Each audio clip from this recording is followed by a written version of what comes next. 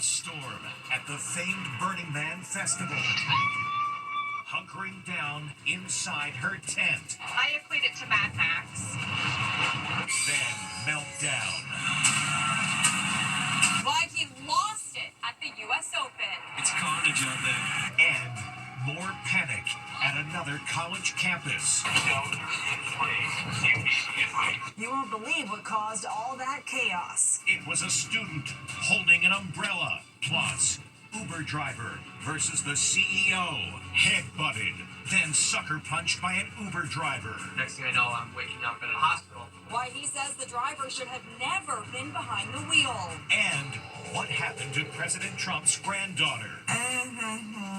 Then, the accused monster-in-law, charged with hiring a hitman to assassinate her son-in-law. What her daughter said on the stand today. Were you in any way involved in the plot to kill your ex-husband? And save us.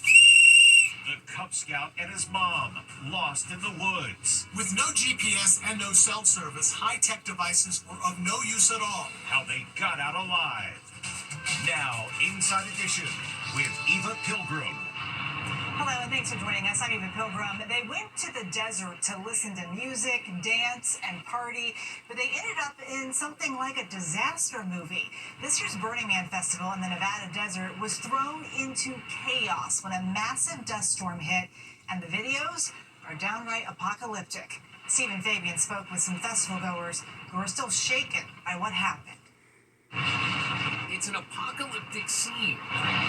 A giant dust storm slams into the annual Burning Man Festival, and this guy is trying not to get blown away. These festival goers hold on to poles as others flee to safety. Watch as this woman clutches on tight as her friends try to repair the broken pole. The dust storm struck during day one of the popular festival in the Black Rock Desert of Nevada. 50-mile-an-hour winds wreaked havoc on tents and RVs. Oh my God! It sounds like a zombie apocalypse. This guy was driving when the storm hit. We're currently stopped, limited visibility. It's an adventure. Many donned goggles and face masks. This dude didn't have either. What's it like to be trapped in a dust storm like that? It's kind of surreal. It almost feels like you're on Mars. 29-year-old Emily Lindop sought sanctuary inside her tent. I equate it to Mad Max when he drives into the dust wall. It feels very similar to that. After the storm, this woman wiped the dust off her leg. Literally everything just went. Tables went flying. It was really, really scary. The Burning Man Festival lasts for 9 days, wrapping up on Labor Day. Well, now to the meltdown of all meltdowns at the U.S. Open. After a photographer walked onto the court, one of the players ripped into the chair umpire. And later, when things didn't go his way, he let his racket have it too. Ann Mercogliano is at the Open.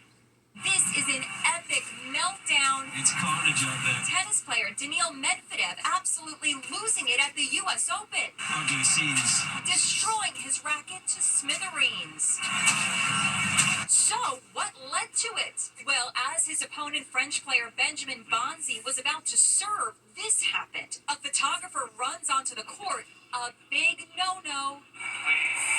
Please, not now. Get off the court, please. You see the photographer sheepishly making his way off the court, and the umpire gave Bonzi another first serve. Ladies and gentlemen, because of the delay caused by an onside interference, first serve has been granted. An incensed Medvedev encourages the crowd to boo. Just totally lost control of his emotions. He also screamed at the umpire. He wants to go home, guys. He doesn't like to be here. The crazy scene unfolded here on the first day of play at the U.S. Open. The drama lasted more than 6 minutes. Once play resumed, Medvedev lost, and then he took out his aggression on the tennis rackets. The announcers feared parts of the racket might go flying. He needs to be careful here. As for the photographer who started it all, he says he's had his credentials revoked and tells Inside Edition that he's the victim of a lynching. And although I'm innocent, I've suffered greatly. But not not as much as that tennis racket. Goodness. Well, active shooter scares. False report after false report across the country. Now it's happened again. This time at the University of South Carolina after students thought they saw a man with an automatic rifle, but it wasn't a weapon. It was just a student walking across campus with an umbrella. Students dive for cover as yet another college campus is hit with an active shooter scare.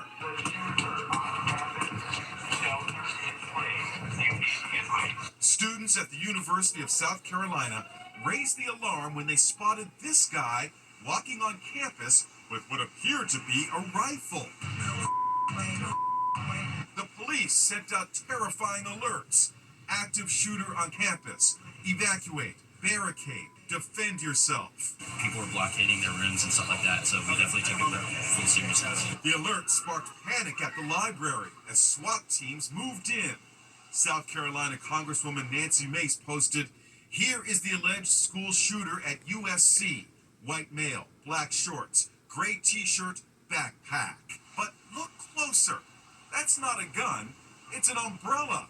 And here's the student posing with the umbrella to show it was no hoax, just an honest misunderstanding.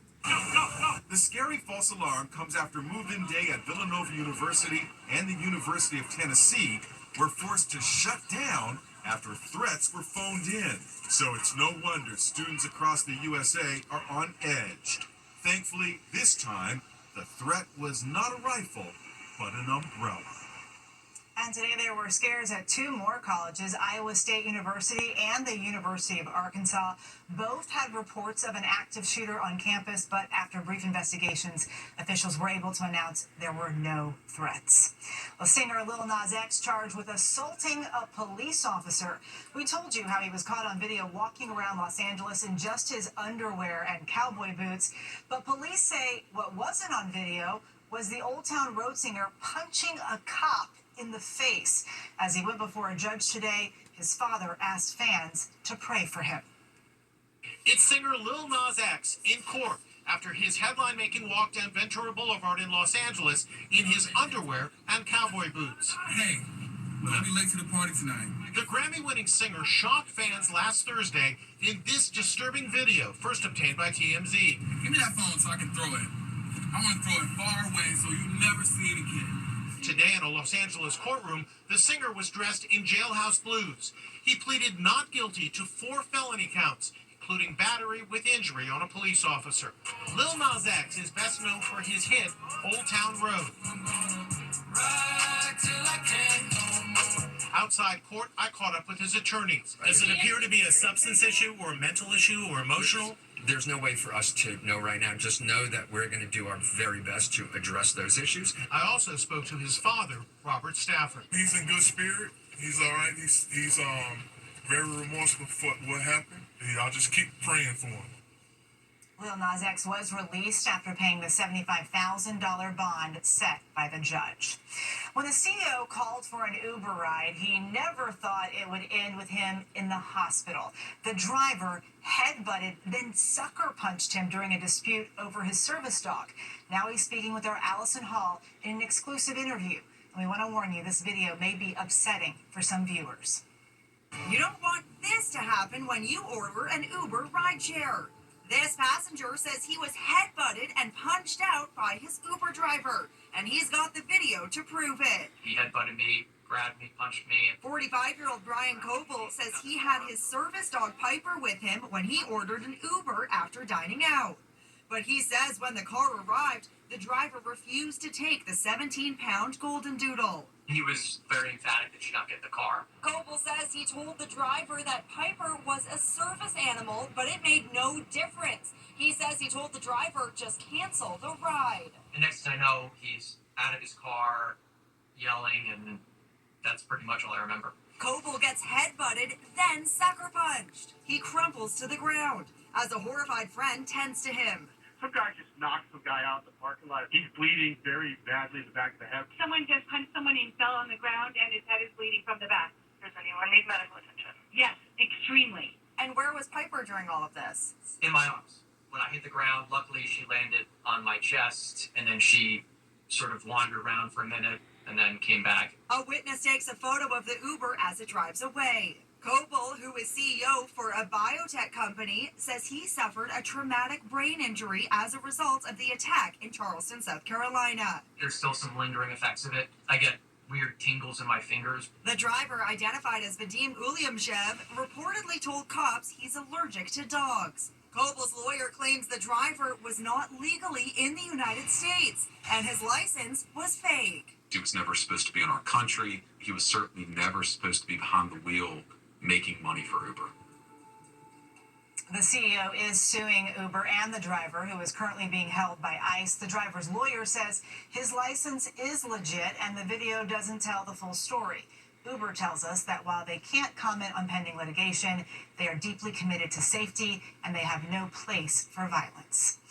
Mark, on President Trump's hand getting a lot of attention. First, it was on the president's right hand, covered up with makeup. Now it appears it's on his other hand. So what's going on? We spoke with a dermatologist to find out. There are new concerns today over President Trump's health. He now has bruising on both hands. We've known about the large black and blue mark on his right hand, which he sometimes covers with makeup. At an appearance at the Kennedy Center Friday, the bright, flesh-colored makeup really stood out. But today, as he met with South Korea's leader, he chose not to cover up. You can really see the extent of the bruising. And in a video from a golf outing Sunday, his left hand also appears bruised. The White House claims the bruising is caused by frequent handshaking, but he doesn't shake hands with his left hand. We asked dermatologist Dr. Doris Day what she thinks. It would take a pretty firm handshake to cause a bruise on the hand. It's more likely that just walking through doorways, just banging into things, even lightly banging into things can make a bruise happen, especially in thinner skin, like on the back of the hands. She says the bruises don't heal because, according to the White House, the president takes a blood thinner, aspirin, as part of a standard cardiovascular prevention regimen. Things like aspirin affect clotting, and clotting is what makes you stop bruising. The president isn't the only Trump dealing with a medical issue. His granddaughter, golf phenom Kai, just had her wisdom teeth extracted. The high school senior, who shares her adventures on her popular YouTube channel, documented her recovery from the painful procedure, including using some scary-looking masks to help with the swelling. We're happy to report she's all better. I'm glad she's doing better. Well, the Boy Scout oath pledges to always do your best and help other people at all times. And for this 9-year-old scout, the person who needed help the most was his own mom. As Jim Murray reports, when the pair got lost in a remote California forest, he knew just what to do. It's a trail of mysterious notes. Help! Me and my son are stranded. Call 911. Here's another. Please get help for us. There's also this. Torn bed sheets tied to branches. Turns out the clues are the work of this mom and her Cub Scout son. Tammy Laird was driving her 9-year-old son Sterling to Cub Scout camp when their GPS took them off-road onto this rugged trail. It started getting steeper and steeper, rockier and rockier. I knew we were lost at that point. Suddenly, their car broke down. I was plugging my ears because I didn't like the sound. Were you frightened? Yeah, definitely frightened. Didn't know what to do. With no GPS or cell service, high-tech devices were of no use at all. So Tammy used an old-fashioned method to leave clues for search and rescue teams to help find them. Tammy cut up a brown bed sheet that she had packed for camp and marked their trail like breadcrumbs. She showed us how she wrote a bunch of notes and secured them to rocks. This one says, help, me and my son are stranded up the road to the right. Being a Cub Scout, young Sterling also sprang into action with his survival training. If you get stuck somewhere and you want to blow this, and you blow it 3 times. That's the signal of a life-threatening emergency and can be heard for miles. They wisely took shelter in their car overnight, deep in California's Sierra Nevada. 24 hours later, a search and rescue team discovers one of the notes. Then, they spot mom and son in the distance. Oh, there's something up there. Tammy sobs and falls into her rescuer's arms. It was an amazing feeling. Only Inside Edition was there when they reunited with the Calaveras County rescue team that saved them. Hi, good to see you. How you doing? Good to see you. How critical were the notes and the flags that were put out? Very critical. We would have passed by the road that they were on if they hadn't left notes. When I first saw it, I jokingly said, "Oh, is that a note?" And when we pulled up to check it out, it was actually a note. As the Scout motto goes, always be prepared. Clearly, this mom and son took it to heart. The sheriff's office says Sterling and his mom did everything just right. Next, the accused monster-in-law, charged with hiring a hitman to assassinate her son-in-law. What her daughter said on the stand today. Were you in any way involved in the plot to kill your ex-husband? And meet and grope. What the country sensation says a fan did to her. Inside Edition with Eva Pilgrim. We'll be right back. The grandma, dubbed a real-life monster-in-law, is on trial for allegedly hiring a hitman to kill her son-in-law. Today, her daughter taking the stand as prosecutors try to determine if she knew anything about the plot to murder her estranged husband. She's the woman at the center of a shocking murder-for-hire plot. Please state your name and spell your name. Wendy Adelson. Her mother, 75-year-old Donna Adelson, is accused of orchestrating the assassination of her daughter's estranged husband, Harvard-educated law professor Dan Markell. Do you see your mother in the courtroom here today? Yes. Wendy Adelson wanted to move to South Florida to be close to her mother with her 2 young sons. Prosecutors say Markell wanted them to stay in Tallahassee, which led to his assassination. Your mom didn't want you to be stuck in Tallahassee either, did she? She did not. She wanted the best for you, right? She saw the best for me as not being in Tallahassee. Yes. That's right. She referred to being in Tallahassee that you were a hostage and a prisoner, right? Yes, she did. The prosecutors are painting Donna as a control freak over her daughter's life, even creating an online dating profile for her when she was single. Did your mom ever try to micromanage your life? Yes. Did she create a dating profile for you on Match.com? I don't know if it was Match.com, but I do remember a dating profile at some point. That she created for you? I didn't use it, but yes. Wendy testified that her mother wanted to offer her ex-husband $1 million if he gave in and let them move. Wendy's brother, a dentist, was sentenced to life in prison for hiring the hitman who gunned down Markell in his garage. Wendy has been named as an unindicted co-conspirator. Were you in any way involved in the plot to kill your ex-husband? No. And Donna Adelson is expected to testify later in the trial. Coming up, the country star who says she was grabbed inappropriately during a meet and greet. Star Maren Morris is opening up about an upsetting incident. Country music star Maren Morris is one of the hottest singers in the country. But at her concert in Grand Rapids, Michigan, one fan went overboard. Tonight's show was so fun, but someone grabbed my blank during meet and greet before the show. I'm going to continue them because one person shouldn't ruin it for everyone. But please don't override someone's personal space. At her next show, Morris had some choice words for that bozo. He doesn't matter. He won't be back. And is that Taylor Swift at a Kansas City Chiefs pregame? No. Turns out that young lady is a lookalike. Even the sportscasters seem confused. There is a discussion happening amongst the crew to decide whether or not that was actually Taylor Swift or just a very, very accurate doppelganger. So who is she? Turns out her name is Ashley Leachin. She's a professional Taylor Swift lookalike. That's Ashley, who people often confuse for Taylor Swift, not Travis Kelce's paramour. Coming up, a real field of dreams. Anytime, day or night. Finally, he's not sharing. This toddler is stuffing his face with popcorn at the Seattle Mariners game. Take him out to the ball game. Or is it the popcorn stand? Popcorn heaven. We'll see you next time.